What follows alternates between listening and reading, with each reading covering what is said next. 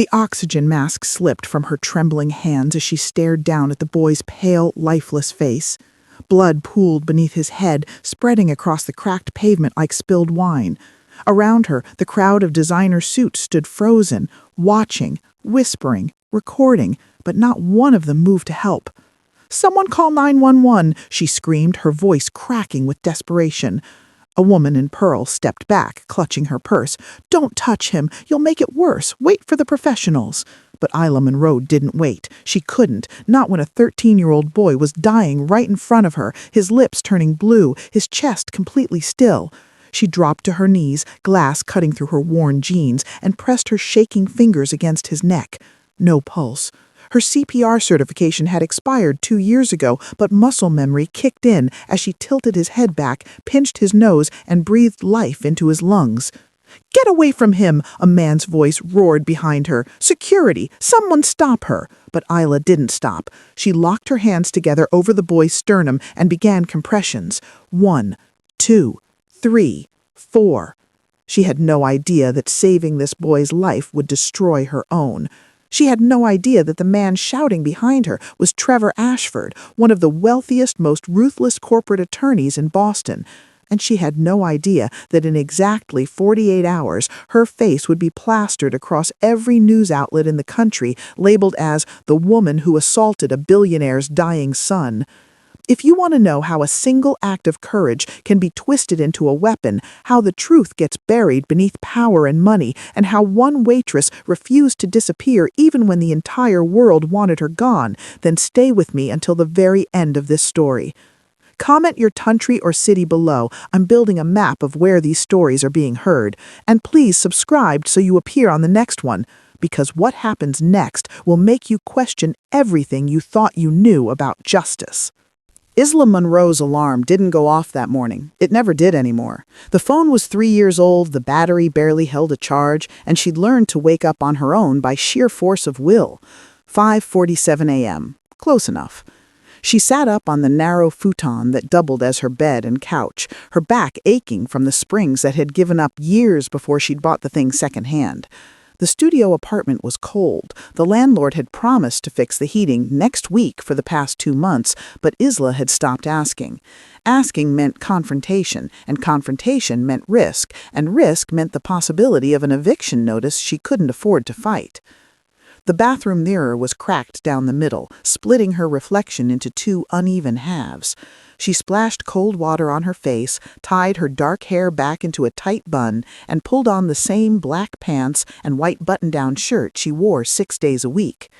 The shirt had a small stain near the collar that wouldn't come out no matter how many times she scrubbed it. She positioned her name tag over it. Problem solved. By 6:32 a.m., Isla was on the subway, pressed between a man who smelled like stale cigarettes and a teenager blasting music through broken headphones. She stared at her reflection in the dark window, watching the city wake up around her in flashes of neon and shadow.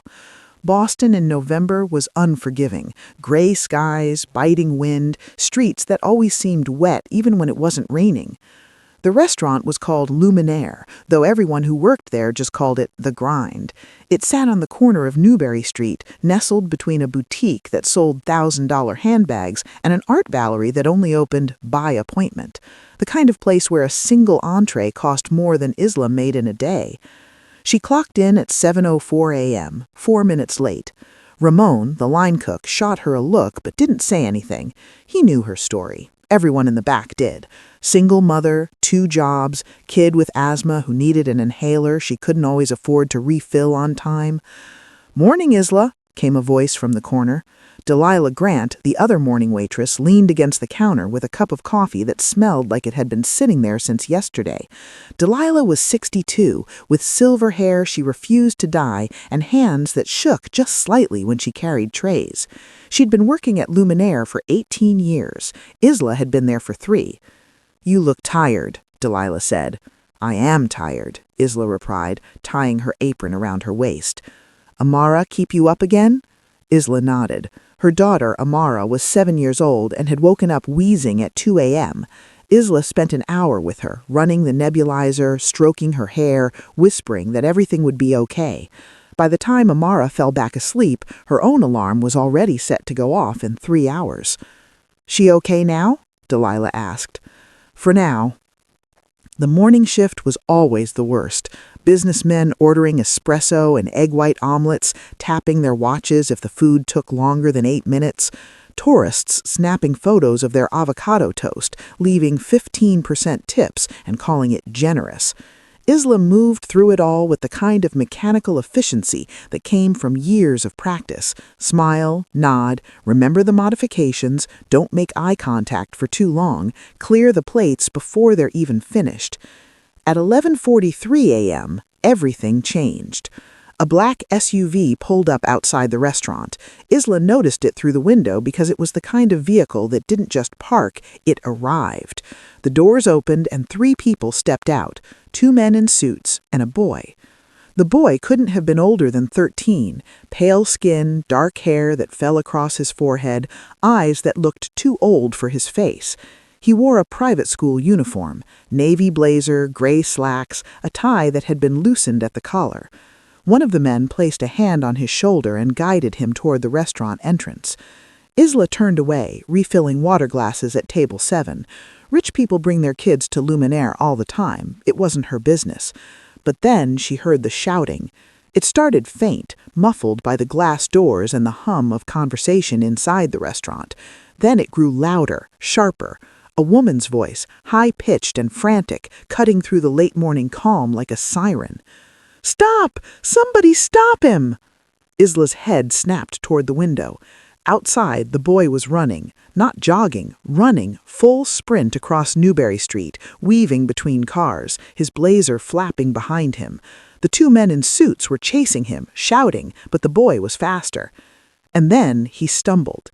His foot caught the edge of the curb, his body twisted midair, arms flailing, and he hit the pavement hard.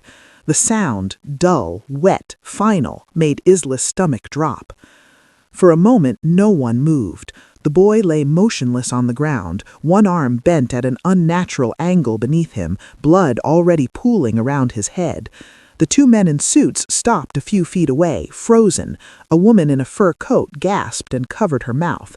A man with a briefcase pulled out his phone and started recording. Isla didn't think. She dropped the water pitcher on table 7, ignored the startled yelp from the customer, and ran. The cold air hit her like a slap as she burst through the doors. Her shoes slapped against the wet pavement as she sprinted across the street, dodging a taxi that honked furiously at her. She reached the boy and dropped to her knees, glass from a shattered car window cutting through her pants. "Call 911!" she shouted at the crowd that had begun to form. "Now!" No one moved. They just stared. Some filmed. One woman whispered something to her friend and laughed nervously. Isla pressed 2 fingers against the boy's neck. No pulse. His lips were already turning a grayish blue. She tilted his head back, checked his airway, clear, and pinched his nose. "Don't touch him!" One of the men in suits lunged forward, grabbing her shoulder. "You're not qualified!" Isla shoved him off with a strength she didn't know she had. "He's not breathing! If I don't do something, he'll die!" She leaned down and gave 2 rescue breaths, watching his chest rise and fall. Then she laced her fingers together, positioned her hands over his sternum, and started compressions. 1, 2, 3, 4, 5. "You're going to kill him!" the man yelled. "Stop!" She didn't stop. She counted out loud, her hands steady even though her hands were shaking. 15, 16, 17. Someone grabbed her arm. She wrenched free and kept going. 25, 26, 27. "Security!" another voice shouted. "Get her away from him!" 2 more breaths, 30 compressions. Repeat. And then the boy's chest jerked violently. He coughed, a wet, rattling sound that made her own lungs burn in sympathy. His eyes fluttered open, unfocused and glassy, and he gasped for air like someone pulled from the bottom of the ocean. Isla collapsed back onto her heels, her whole body trembling. "He's breathing," she whispered. "He's breathing!" The crowd erupted into chaos. Sirens wailed in the distance. The two men in suits swarmed the boy, one of them barking orders into a phone. And Isla sat there on the cold, wet pavement, blood on her hands, glass embedded in her knees, and the faint, creeping realization that she had just done something very, very dangerous. Because no one was thanking her. No one was even looking at her. They were looking at the boy, at the blood, at their phones. And when the ambulance finally arrived, when the paramedics lifted the boy onto a stretcher, and one of them asked, "Who started CPR?" One of the men in suits stepped forward, his face twisted with something cold and sharp. "She did," he said, pointing at Isla. "She attacked him." Isla Monroe hadn't always been a waitress. 5 years ago, she'd been halfway through a nursing degree at Boston Community College. She'd worked part-time at a pharmacy, lived in a cramped dorm with 2 roommates who never cleaned, and spent her evenings memorizing the names of bones, veins, and nerves. She was good at it, better than good. Her professors told her she had a gift for staying calm under pressure, for seeing the human being behind the emergency. And then she met Owen. Owen Carver was a line cook at the diner across from campus. He had a crooked smile, tattoos that crawled up both arms, and a way of making Isla feel like she was the only person in the room. They fell in love fast, the kind of love that felt reckless and inevitable, like jumping off a cliff and trusting the water below would catch you. It didn't. By the time Isla realized she was pregnant, Owen was already gone. Not physically, he still showed up, still kissed her, still promised he'd be there, but emotionally he'd checked out. The baby wasn't part of his plan. Neither was staying in Boston, or getting a real job, or any of the things Isla needed him to be. When Amara was born, Owen lasted 6 weeks. Then he left a note on the kitchen counter. "I'm sorry, I can't do this," and disappeared. Isla dropped out of school. She couldn't afford tuition and daycare. She couldn't afford anything. Her parents had disowned her years earlier when she'd refused to follow them to Kansas and marry the youth pastor they'd picked out for her. She had no safety net, no backup plan. Just her, a newborn, and a city that didn't care if she drowned. She worked 3 jobs that first year, cleaning houses in the morning, waiting tables in the afternoon, babysitting at night while Amara slept in a carrier strapped to her chest. She lived off ramen and discount bread and the kind of exhaustion that made her forget what it felt like to not be tired. And somehow she survived. By the time Amara turned 2, Isla had carved out something resembling stability. 1 job instead of 3, a studio apartment instead of a shelter, a routine that, while brutal, was predictable. But nursing school? That dream was gone, buried under bills and diapers and the weight of just trying to make it through one more day. She told herself it didn't matter, that dreams were luxuries, that survival was enough, and most days she believed it. The police arrived at Luminaire 20 minutes after the ambulance left. Isla was in the break room, hands still shaking, knees still bleeding through her torn jeans. Delilah had wrapped a kitchen towel around one of the deeper cuts and made her sit down, but Isla couldn't stop moving. She kept standing up, sitting down, pacing to the door and back again. "You did the right thing," Delilah kept saying. "You saved that boy's life." But Isla didn't feel like a hero. She felt like someone who'd just stepped on a landmine and was waiting for it to explode. The door opened. 2 officers walked in, one older with gray hair and a face that had seen too much, the other barely out of the academy. "Isla Monroe?" the older one asked. "Yes, that's me. We need to ask you some questions about the incident outside." "Okay. You administered CPR to the victim?" "Yes, he wasn't breathing. I had to." "Did anyone give you permission to touch him?" "Permission? He was dying." The officer's expression didn't change. "Did anyone give you permission?" "No, there wasn't time." "Are you a licensed medical professional?" No, but I'm CPR certified. I took a class 3 years ago." 3 years? The younger officer raised an eyebrow. "Certifications expire after 2. Isla's stomach twisted. "I know, I meant to renew it, but I couldn't afford." "So you performed a medical procedure on a minor without certification, without consent, and without supervision." I saved his life." The older officer closed his notebook. "That's not for you to determine, ma'am. We'll be in touch." They left. Isla stood there staring at the closed door, her heart hammering so hard she thought it might break through her ribs. Delilah put a hand on her shoulder. "It's okay. They're just doing their job. Once they talk to the paramedics, once they see the boy's okay, this'll all blow over."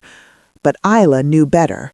She'd seen the way the man in the suit had looked at her, the way the crowd had filmed instead of helped, the way the officers had written down every word she said like they were building a case. This wasn't going to blow over. This was just the beginning. By the time Isla got home that night, it was almost 9 p.m. Her landlord, Gilbert Hayes, was waiting outside her door. He was a short, round man with thinning hair and a clipboard he carried everywhere like a weapon. "You're late on rent," he said before she could even unlock the door.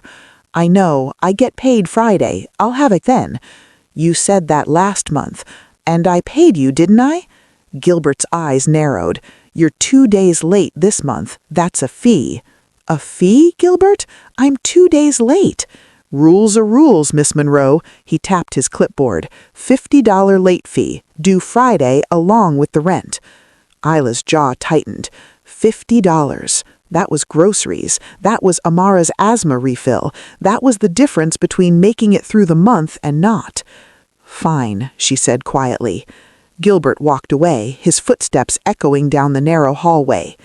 Inside, Amara was asleep on the futon, curled up under a blanket that was too thin for November. Isla's neighbor, Fatima, sat in the corner reading a book by the light of a cheap lamp. "She was good tonight," Fatima said softly, standing up. "No wheezing, ate all her dinner." "Thank you, Fatima. I don't know what I'd do without you." Fatima waved her off. "You'd figure it out. You always do." After Fatima left, Isla sat down on the edge of the futon and watched her daughter sleep. Her face was peaceful, her small chest rising and falling in a steady rhythm. Isla brushed a strand of hair from her forehead and felt the familiar ache in her chest, the one that comes from loving someone so much it hurt. "I'm trying, baby. I'm trying so hard." Her phone buzzed, a text from an unknown number. "You have no idea what you've done." Isla stared at the screen, her blood going cold. Another buzz. "Stay away from the Ashford family. This is your only warning." She turned the phone off and set it face down on the floor. But she didn't sleep. She just sat there in the dark, listening to her daughter breathe, and waited for the world to come crashing down. If you're still with me, if this story has grabbed hold of you and won't let go, do me a favor, hit that like button, drop a comment, and tell me what you think Isla should do next. And if you haven't subscribed yet, what are you waiting for? Because what happens next is going to leave you speechless. Trust me. Now let's keep going. The story exploded overnight. By 6 a.m. the next morning, Isla's face was everywhere. Grainy security footage from a nearby shop, blurred but unmistakable. Her kneeling over the boy, her hands on his chest, the crowd standing back. But the headlines didn't call her a hero. Waitress assaults billionaire's son in broad daylight. Unqualified woman performs dangerous procedure on a dying teen. Did she save him or make it worse? The articles were everywhere. Twitter, Facebook, Reddit, TikTok videos with millions of views, armchair experts dissecting every frame of the footage, debating whether Isla had done more harm than good. And beneath it all, a single name kept appearing. Trevor Ashford, the boy's father. Founder and CEO of Ashford Kinsley, one of the largest corporate law firms in the country, a man who'd built his fortune defending companies against lawsuits, crushing whistleblowers, burying scandals, a man who didn't lose. And now his son, Elliot Ashford, was in the ICU, and Isla Monroe was the one being blamed. She found out about the lawsuit the same way everyone else did, through a push notification on her phone. Breaking: Trevor Ashford files lawsuit against Waitress who attacked his son. Isla's hands went numb. She opened the article, her vision blurring as she read. Claims of assault, negligence, and intentional infliction of emotional distress. Seeking damages in excess of $5 million. Isla set the phone down and stared at the wall. She didn't have $500. She didn't even have $50. And now, one of the most powerful men in Boston was coming after her with the full weight of his empire. Her phone rang. Delilah. Isla, don't go to work today. What? Why? There are reporters outside the restaurant. They're asking about you. Management told me to tell you. Delilah's voice cracked. They're letting you go. Isla closed her eyes. They're firing me. I'm so sorry, honey. They said it's for liability reasons, but we both know what that means. After Delilah hung up, Isla sat on the futon and cried. Not loud, heaving sobs, just quiet, tired tears that slid down her face and dripped onto her lap. Amara wandered out of the tiny bedroom, rubbing her eyes. Mama, why are you sad? Isla wiped her face and forced a smile. I'm not sad, baby, just tired. Are you sick? No, sweetheart, I'm okay. But she wasn't okay, and she had no idea how she was going to survive what was coming next. 3 days later, Isla sat in a cramped office that smelled like old carpet and burnt coffee. Across from her sat Leo Vargas, a public defender who looked like he'd been assigned to her case as some kind of cosmic punishment. He was young, maybe 30, with dark circles under his eyes and a tie that didn't quite match his shirt. He shuffled through a stack of papers, frowning at each one like it personally offended him. Okay, he said finally, let's go over this. You're being sued for $5 million by Trevor Ashford, who alleges that you assaulted his son while said son was incapacitated. I didn't assault him, Isla said quietly. I saved his life. I believe you. The problem is proving it. Leo leaned back in his chair, which squeaked loudly. The defense is going to argue that you acted recklessly, that you had no legal authority to touch the boy, that your CPR certification was expired, that you caused additional injuries by performing compressions incorrectly. I didn't, Isla said. I know, Leo held up a hand, but that's what they're going to say, and Trevor Ashford has 6 lawyers working full-time to make sure that narrative sticks. Isla's throat tightened. What do I do? Honestly, you pray. This guy's firm has crushed people for a lot less. He's not coming after you because he thinks you're guilty. He's coming after you because he can. But his son is alive. Doesn't that matter? Leo gave her a look that made her stomach sink. Not as much as you'd think.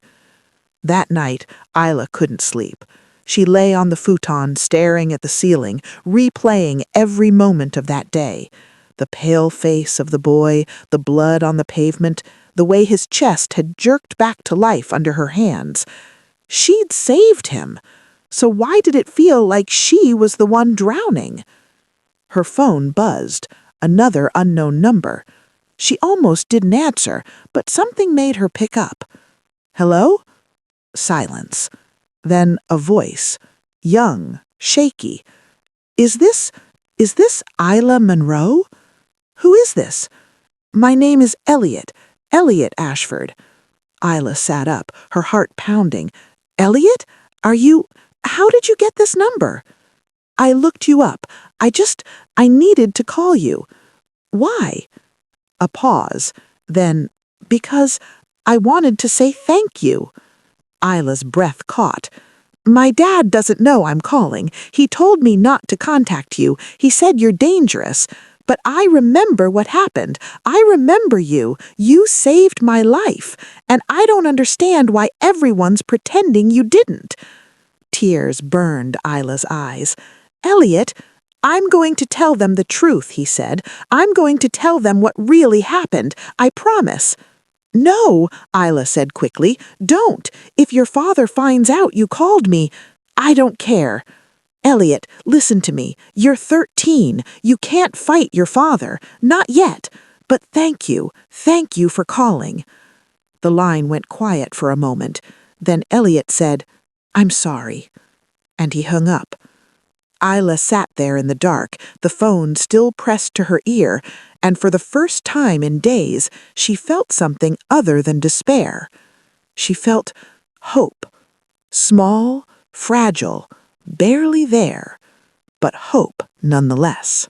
The courtroom smelled like polished wood and fear. Isla sat at the defendant's table, her hands folded tightly in her lap to keep them from shaking. She'd borrowed a blazer from Fatima, too big in the shoulders, too short in the sleeves, and paired it with the only dress pants she owned. They had a small hole near the left pocket that she'd tried to hide with a safety pin. Across the aisle, Trevor Ashford sat surrounded by a fortress of lawyers, 6 of them, all in matching charcoal suits, leather portfolios spread across the table like battle plans.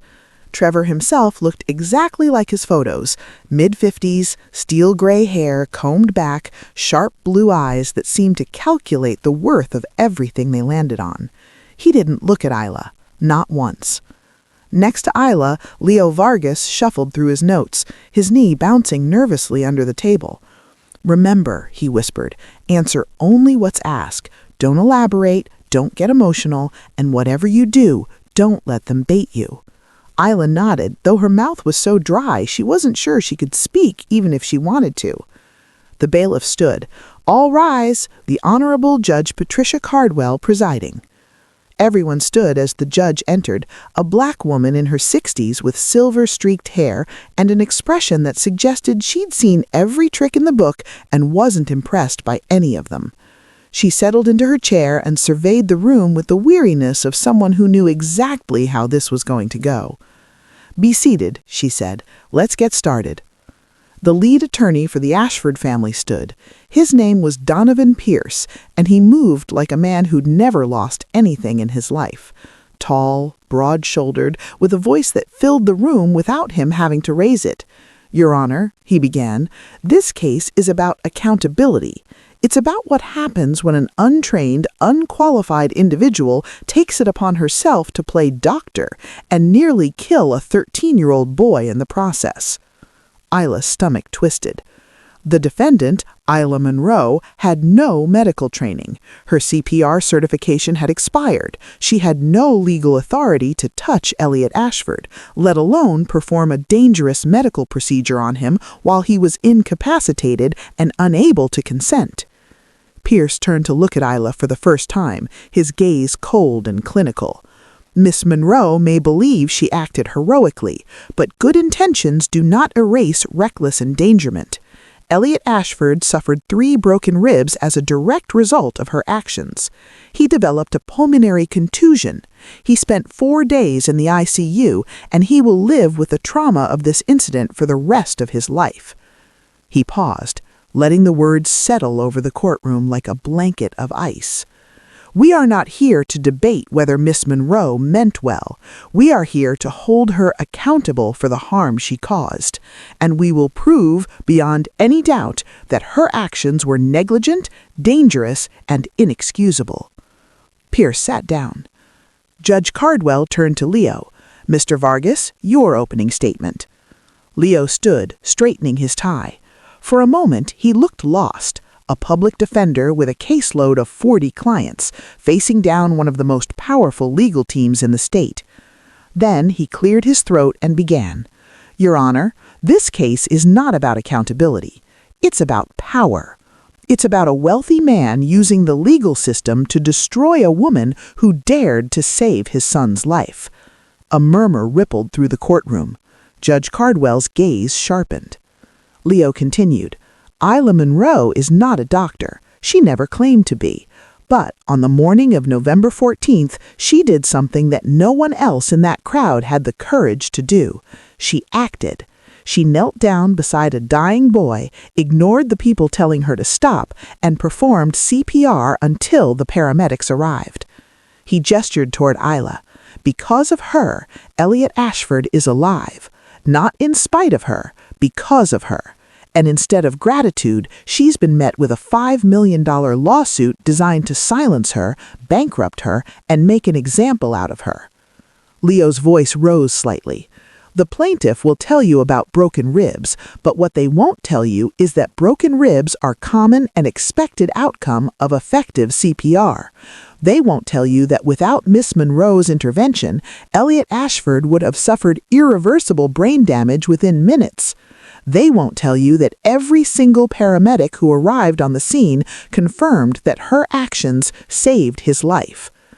He paused, meeting Judge Cardwell's eyes. This case is not about justice. It's about punishing someone for being poor, for being powerless, and for refusing to stand by and watch a child die. And we intend to prove it. Leo sat down. The courtroom was silent. Then Trevor Ashford leaned forward and whispered something to Pierce, who nodded and stood again. "Your Honor, we'd like to call our first witness." Judge Cardwell gestured for him to continue. Pierce smiled. "We call Dr. Nathan Cross."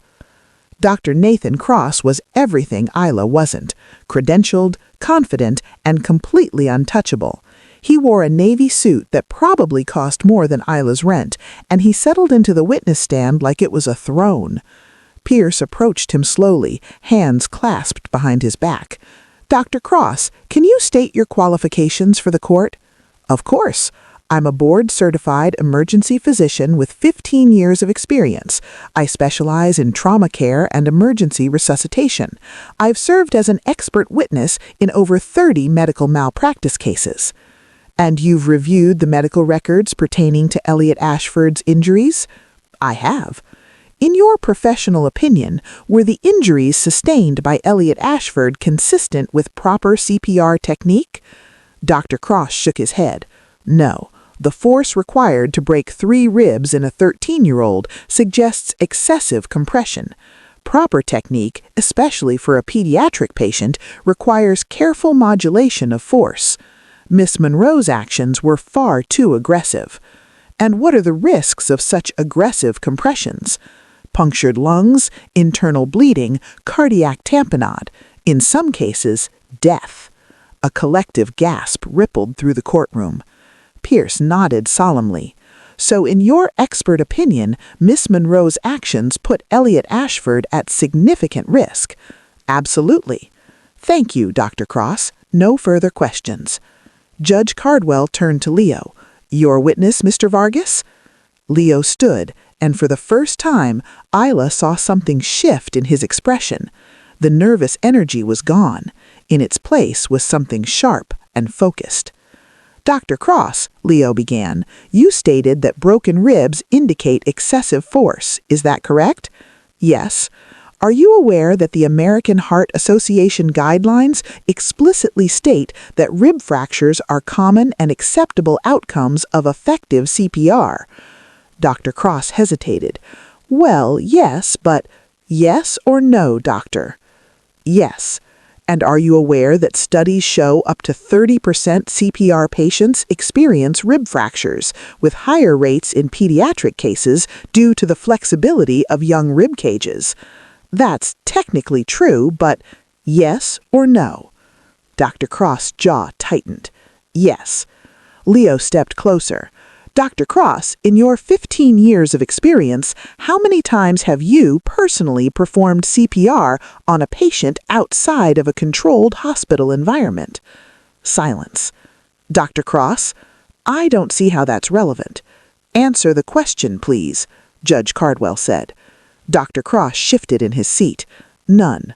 "None," Leo repeated. "So you've never had to perform CPR on a sidewalk, in the cold, with a crowd screaming at you, with no equipment, no backup, and no time to think. Is that correct?" "It's not the point." "It's exactly the point, doctor. You're sitting here in a courtroom with all the time in the world to review medical records and criticize split-second decisions. But Isla Monroe didn't have that luxury. She had seconds, and she saved a boy's life." Pierce shot to his feet. "Objection! Argumentative!" "Sustained," Judge Cardwell said. "Move on, Mr. Vargas." Leo nodded. "No further questions." As Dr. Cross stepped down, Isla caught a glimpse of Trevor Ashford's face. For the first time, he looked uncertain. The trial stretched on for 3 more days. Witness after witness took the stand. Paramedics who confirmed Isla's CPR had been effective, bystanders who described the chaotic scene, even a cardiologist who testified that Elliot's survival was nothing short of miraculous. But through it all, Trevor Ashford's legal team hammered the same point. Isla was not qualified. She had no authority. She had endangered a child. And then, on the 4th day, everything changed. Leo called Isla to the stand.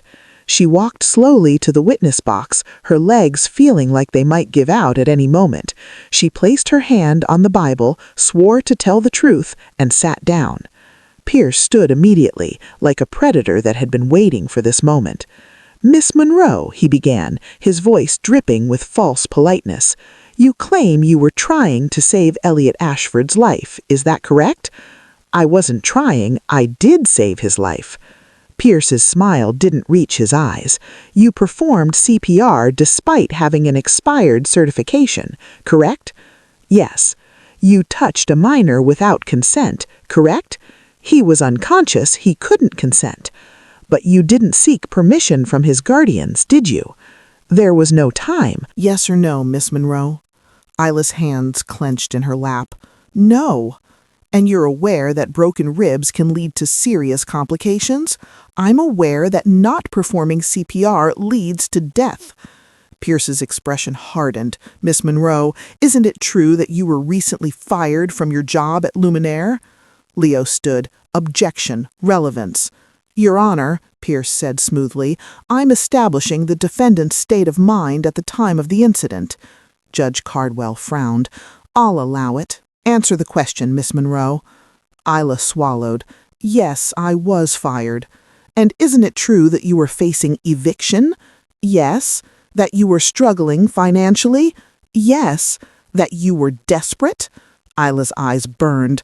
"I wasn't desperate when I saved that boy's life. I was human." Pierce leaned forward.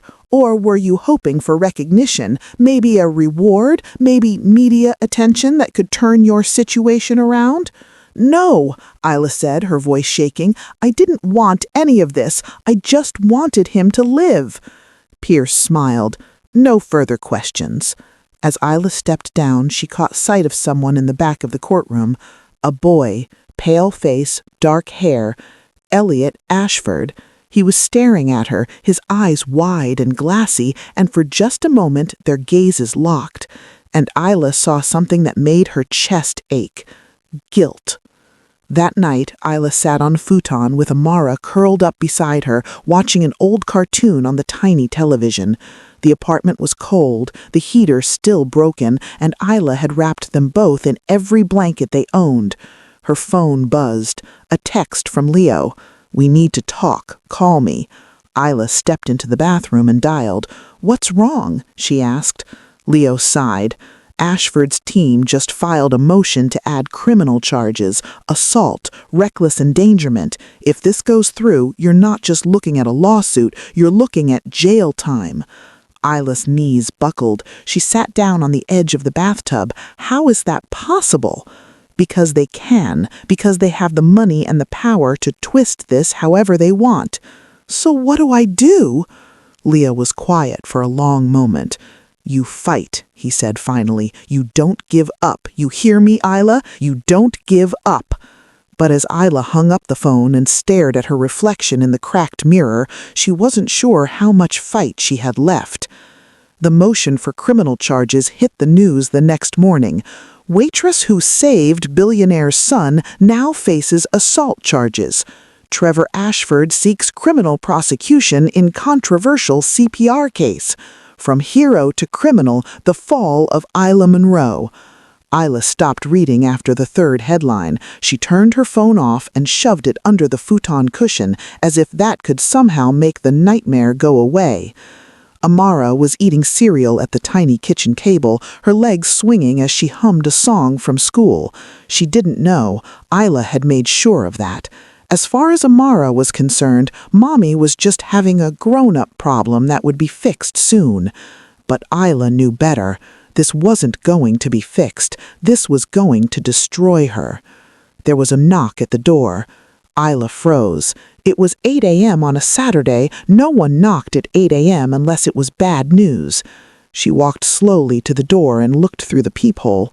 A woman stood in the hallway, mid-30s, blonde hair pulled into a sleek ponytail, wearing a gray trench coat and carrying a leather briefcase. She didn't look like a process server. She didn't look like a reporter. She looked like power. Isla opened the door a crack. "Can I help you?" The woman smiled. It was warm, genuine, and completely unexpected. "Miss Monroe? My name is Claire Davison. I'm an attorney. I'd like to talk to you about your case. I already have a lawyer. I know, Leo Vargas, public defender, overworked, underfunded, and facing the best legal team money can buy." Claire's smile didn't waver. "I want to help you. I can't afford. I'm not asking you to pay me. This is pro bono."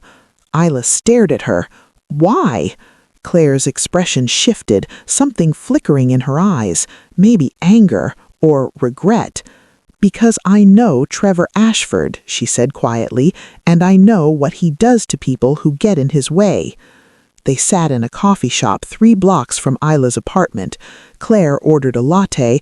Isla ordered nothing. She couldn't afford it, and she wasn't going to let this stranger pay for her.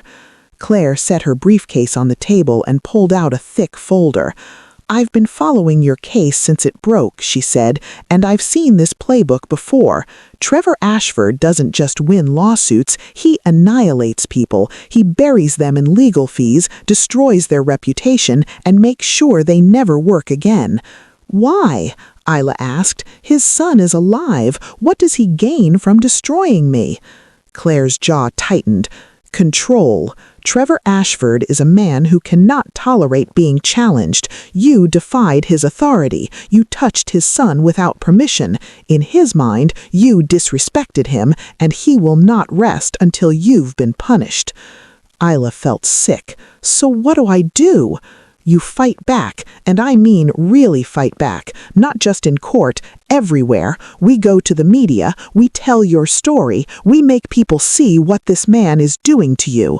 The media already hates me, because they've only heard one side." Claire leaned forward. "Isla, you saved a boy's life. That's not debatable. The paramedics confirmed it. The medical records confirm it. The only question is whether we can get people to care more about the truth than they do about Trevor Ashford's money." Isla looked down at her hands. "What if it doesn't work?" "Then you lose," Claire said bluntly. "You lose the case, you lose your reputation, you probably lose custody of your daughter because Trevor will make sure you're deemed unfit, and you spend the rest of your life knowing that doing the right thing cost you everything." Tears burned Isla's eyes. "That's not fair." "No," Claire agreed, "it's not, but that's the world we live in, so the question is, are you going to let him win?" The media campaign launched 3 days later. Claire worked fast. She contacted journalists who specialized in exposing corporate abuse, pitched the story to podcasts, and arranged for Isla to do a televised interview with a local news anchor known for holding powerful people accountable. The night of the interview, Isla sat in a cold studio, bright lights burning her eyes, a microphone clipped to her borrowed blazer. Across from her sat Rhonda Wu, a woman in her 50s with sharp eyes and a reputation for asking the questions no one else dared to ask. "Miss Monroe, you've been painted as reckless, unqualified, and dangerous. What do you say to those accusations?" Isla took a breath. "I say they're wrong. I'm not a doctor. I never claimed to be, but I knew CPR. I knew that if I didn't do something, that boy was going to die, and I couldn't live with myself if I just stood there and watched. You've been criticized for having an expired certification. I know, I tried to renew it, but the recertification course costs $150. I didn't have that. I was choosing between keeping my certification current and feeding my daughter." Isla's voice cracked. I'm not proud of that, but I don't think it makes me a criminal. Rhonda leaned forward. What do you want people to know? Isla looked directly into the camera. I want them to know that I didn't do this for recognition. I didn't do it for money. I didn't even think about those things. I saw a child dying and I acted, and now I'm being punished for it by a man who has more power in one finger than I'll ever have in my entire life. If that doesn't scare you, it should, because if it can happen to me, it can happen to anyone. The interview went viral. Within hours, #JusticeForIsla was trending. Thousands of people shared the clip, expressing outrage at Trevor Ashford's lawsuit. Donations poured into a legal defense fund Claire had set up. News outlets across the country picked up the story. For the first time since this nightmare began, Isla felt like she wasn't alone. But Trevor Ashford wasn't finished. 2 days after the interview aired, Leo called Isla at midnight. "Turn on the news," he said, his voice tight. Isla fumbled for the remote and switched on the television. The anchor's face was grim. Breaking, new evidence surfaces in Ashford case. Isla's stomach dropped. The screen cut to footage, grainy, distorted, but clear enough. It showed Isla kneeling over Elliot, her hands on his chest. But the angle was wrong. The way it was edited made it look like she was pressing too hard, like she was attacking him instead of saving him. The anchor continued, Trevor Ashford's legal team has released this footage, which they claim shows Miss Monroe using excessive force during the incident. They argue this supports their claim of reckless endangerment. Ila's hands went numb. "That's not," she whispered, "that's not what happened." "I know," Leo said on the other end of the line, "but they've doctored the footage, slowed it down, zoomed in, removed context. It looks bad, Isla." "What do? We prove it's fake. We get our own expert to analyze it, but that takes time and money." Isla closed her eyes. "I don't have either." "I know." After Leo hung up, Isla sat in the dark, staring at the flickering television screen. She thought about Amara, asleep in the next room. She thought about the life she'd been trying so hard to build. And she thought about how easily it could all be taken away. The next morning, Isla woke to find Amara standing at the foot of the futon, tears streaming down her face. "Mama," she whispered, "the kids at school, they're saying mean things about you." Ila's heart shattered. "What kind of things, baby?" "They said you hurt someone. They said you're a bad person." Amara's voice cracked. "But you're not bad, Mama. You're not." Isla pulled her daughter into her arms and held her tight, her own tears soaking into Amara's hair. "I'm not bad, sweetheart. I promise I'm not." But as she held her daughter, Isla realized something. This wasn't just about her anymore. This was about Amara, about the life her daughter would have if Isla lost this fight. And she couldn't let that happen. She wouldn't. That afternoon, Isla met with Claire at her office, a small, cluttered space above a Vietnamese restaurant that smelled like pho and desperation. "We need to go bigger," Claire said, pacing. "The interview is good, but it's not enough. Ashford's drowning us in money and media spin. We need something that cuts through the noise." "Like what?" Claire stopped pacing and looked at Isla. "We need Elliot." Isla blinked. "What?" "We need Elliot Ashford to testify on record about what really happened." "He's 13 years old. His father will never allow it." "Then we don't ask his father." Claire's eyes gleamed. "We ask him." Getting to Elliot Ashford wasn't easy. He lived in a mansion in Beacon Hill, surrounded by gates, security cameras, and guards who looked like they'd been recruited from Navy SEAL teams. His daily routine was clockwork: private car to private school, straight home, no stops, no deviations. But Claire had done her homework. Every Tuesday and Thursday, Claire explained, spreading photos across her desk, Elliot has a violin lesson at the New England Conservatory. The instructor is a woman named Dr. Helena Voss. Elliot walks from the parking garage to the studio alone. That's our window. Isla stared at the photos. "You want me to ambush a 13-year-old?" You want me to give him a choice, Claire corrected. Right now, he's trapped. His father controls everything, where he goes, what he says, who he talks to. But if we can get to him, even for 5 minutes, we can ask him one question. Do you want to tell the truth? Ila's hands trembled. What if he says no?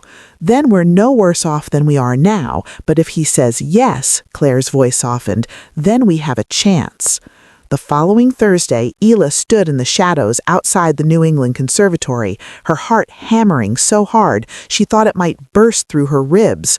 She'd told Fatima she had a doctor's appointment. She'd told Leo she was taking a personal day. She'd told no one where she was really going, because if this went wrong, she didn't want anyone else going down with her.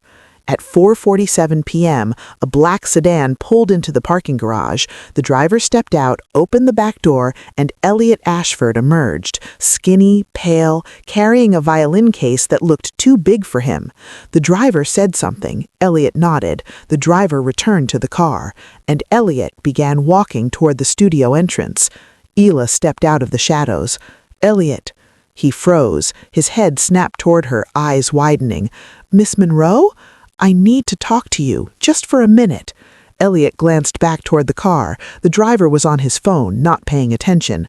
I'm not supposed to talk to you, Elliot stammered. My dad said... I know what your dad said, but I need you to hear me. Ila stepped closer, keeping her voice low. I'm being destroyed, Elliot. Your father is suing me for $5 million.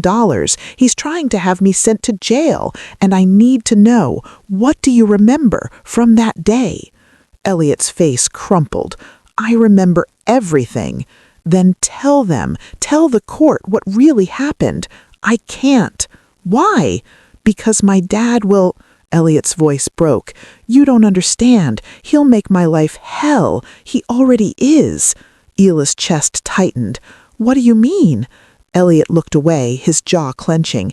Ever since the accident, he's been different, angrier. He won't let me go anywhere alone. He monitors my phone. He has people following me. And he keeps saying that what happened was your fault, that you hurt me. But I know that's not true. Tears welled in Ila's eyes. Elliot said quietly, I wanted to run away that day. That's why I was running. I was trying to get away from him.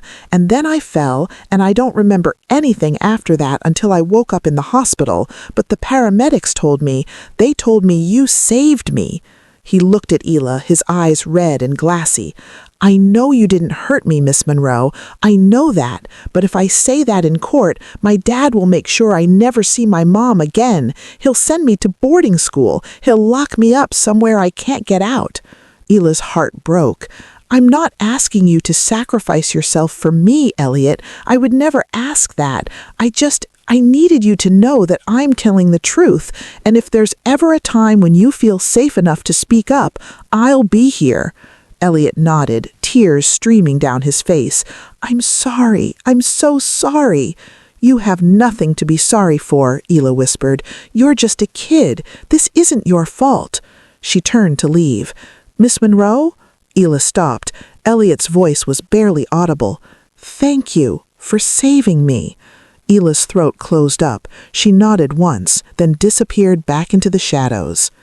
That night, Ila sat on the futon with Amara asleep beside her, staring at nothing. She'd failed. Elliot wasn't going to testify. She couldn't blame him. He was a child, trapped in a nightmare of his own. But without his testimony, she had nothing. Her phone buzzed. A text from Claire. We got something. Call me now. Ila stepped into the bathroom and dialed. What is it? A vulture puller, Claire said, her voice trembling with barely contained excitement. Someone inside Ashford's firm. They sent me documents, emails, memos, internal communications. Ila, Trevor Ashford knew you saved his son's life. He knew it from the very beginning, but he decided to sue you anyway. Ila's blood got cold. Why? Because you embarrassed him, because his son was running from him when the accident happened, and because if the truth came out, it would expose the fact that Trevor Ashford is a controlling, abusive father who drove his own kid to run into traffic. Ila sank down on the edge of the bathtub. Can we use this? Oh, we're going to do more than use it. We're going to bury him. The courtroom was packed. Word had spread about the new evidence, and journalists filled the gallery, cameras positioned outside, ready to broadcast every moment. Trevor Ashford sat at the plaintiff's table, his face a mask of cold fury. Beside him, Donovan Pierce looked tense for the first time since the trial began. Isla sat at the defense table, Claire on one side, Leo on the other. For the first time in weeks, she didn't feel like she was drowning. She felt like she was ready to fight. Judge Cardwell banged her gavel. "We're here for an emergency motion filed by the defense. Miss Davidson, you may proceed." Claire stood, and when she spoke, her voice rang through the courtroom like a bell. "Your Honor, new evidence has come to light that fundamentally changes the nature of this case. Evidence that proves Mr. Ashford knowingly and maliciously pursued a fraudulent lawsuit against my client." The courtroom erupted. Judge Cardwell banged her gavel again. "Order!" Pierce shot to his feet. "Your Honor, this is outrageous!" "Sit down, Mr. Pierce," Judge Cardwell snapped. "Miss Davidson, present your evidence." Claire approached the bench and handed a folder to the judge. "These are internal emails from Ashford Kinsley dated 2 days after the incident. In them, Trevor Ashford discusses the medical reports confirming that Isla Monroe's CPR saved his son's life. He acknowledges this fact explicitly." The judge flipped through the pages, her expression darkening. Claire continued, "Despite knowing the truth, Mr. Ashford made the deliberate choice to file a lawsuit against Miss Monroe, not because he believed she harmed his son, but because he wanted to punish her for witnessing his son's attempt to escape from him." The courtroom erupted. Reporters scrambled for their phones. Trevor Ashford's face went white. Pierce stood again, his voice shaking. "Your Honor, we have no way to verify the authenticity of these documents." "Then I suggest you have your client explain them," Judge Cardwell said coldly. She turned to Trevor. "Mr. Ashford, you're under oath. Did you know that Miss Monroe's actions saved your son's life at the time you filed this lawsuit?" Trevor's jaw clenched. For a long moment, he said nothing. Then, "Yes." A collective gasp filled the room. "And did you pursue this lawsuit anyway?" Trevor's voice was barely a whisper. "Yes." Judge Cardwell set the folder down slowly. "Mr. Ashford, you have wasted this court's time, taxpayer money, and subjected an innocent woman to months of public humiliation and financial ruin, all because of your own ego." She turned to Pierce. "Motion to dismiss granted. All charges against Miss Monroe are hereby dropped. Furthermore, I am imposing sanctions on Ashford Kinsley in the amount of $250,000 to be paid directly to Miss Monroe for her legal fees and emotional distress." The courtroom erupted. Trevor Ashford stood abruptly and stormed out, Pierce scrambling after him. Isla sat frozen, tears streaming down her face. She'd won. She'd actually won. Outside the courthouse, reporters swarmed. "Miss Monroe, how do you feel? What do you want to say to Trevor Ashford? What's next for you?" Isla stood at the top of the steps, Claire beside her, and for the first time in months, she didn't feel small. "I want to say this," Isla began, her voice steady. "What happened to me shouldn't happen to anyone. I saved a boy's life, and I was punished for it. Not because I did anything wrong, but because I wasn't rich. I wasn't powerful. I was just a waitress who cared more about a human life than about staying in my place." She paused, meeting the cameras. "Trevor Ashford tried to destroy me. He used his money, his lawyers, and his influence to bury the truth. But the truth doesn't stay buried. And I hope that everyone watching this understands justice isn't something the powerful give us. It's something we have to fight for every single day." The crowd erupted into applause. Isla stood in the doorway of a small, sunlit classroom, watching as 15 people sat in folding chairs practicing chest compressions on CPR dummies. Remember, she called out, walking between the rows, you're not trying to be gentle. You're trying to save a life. Compression depth should be at least 2 inches. Don't be afraid to push hard. A young woman in the back raised her hand. What if we break a rib? Isla smiled. Then you're probably doing it right. After the class ended, Isla packed up the equipment and carried it to her car, a used Honda she'd bought with part of the settlement money.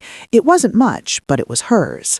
She'd started a nonprofit 6 months ago, the Second Chance Project. It provided free CPR training to low-income communities, along with legal resources for people who faced retaliation for helping others. The first class had 3 people. Now she was teaching 5 classes a week. Her phone buzzed, a text from Amara, who was at an after-school art program Isla could finally afford. Mom, I made you a painting. It's a heart with a cape because you're a superhero. Isla's eyes burned. She texted back, Can't wait to see it, baby. I love you so much. As she drove home, Isla passed a billboard. Her own face stared back at her, part of a public service campaign about Good Samaritan laws and the importance of bystander intervention. She still couldn't believe it sometimes, that she'd gone from nearly losing everything to this. She pulled into the parking lot of her new apartment, nothing fancy but warm, safe, and hers. As she walked up the stairs, she saw someone waiting by her door. Elliot Ashford. Isla stopped. Elliot, how did you find me? Elliot stood, his hands shoved in his pockets. He looked older than he had 6 months ago, taller, but still carrying that same weight in his eyes. I looked you up, he said quietly. I wanted to tell you, my mom got custody. My dad, after everything that came out in court, she filed for emergency custody, and she won. Isla's breath caught. Elliot, that's wonderful. I'm living with her now, in New York. It's better, a lot better. And I wanted to say thank you, not just for saving me that day, but for not giving up, even when everyone was against you. Isla's eyes filled with tears. You don't have to thank me. Yes, I do, Elliot's voice cracked. You showed me that it's okay to fight back, that it's okay to stand up, even when you're scared. He pulled something from his pocket, a folded piece of paper. He handed it to Isla. I wrote this for you, for your project, if you ever want to use it. Isla unfolded the paper.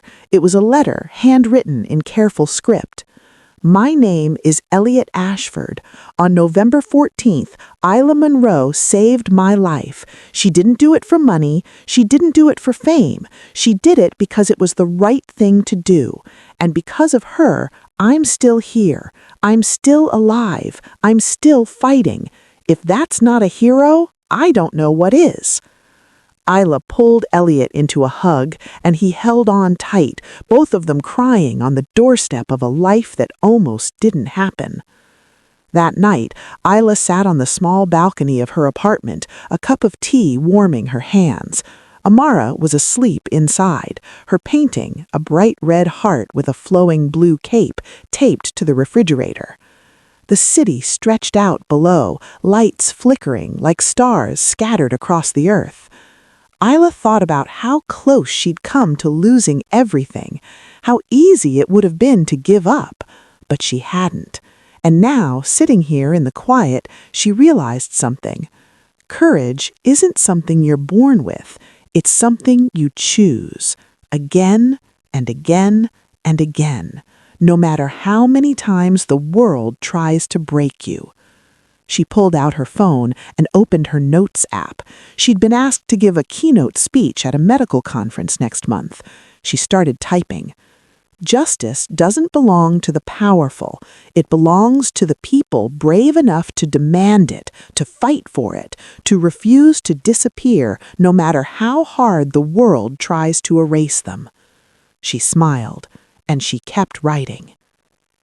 If this story moved you, if it made you feel something, if it reminded you that courage can come from the most unexpected places, then do me one final favor. Like this video, leave a comment telling me what moment hit you the hardest. Subscribe to this channel so you never miss another story.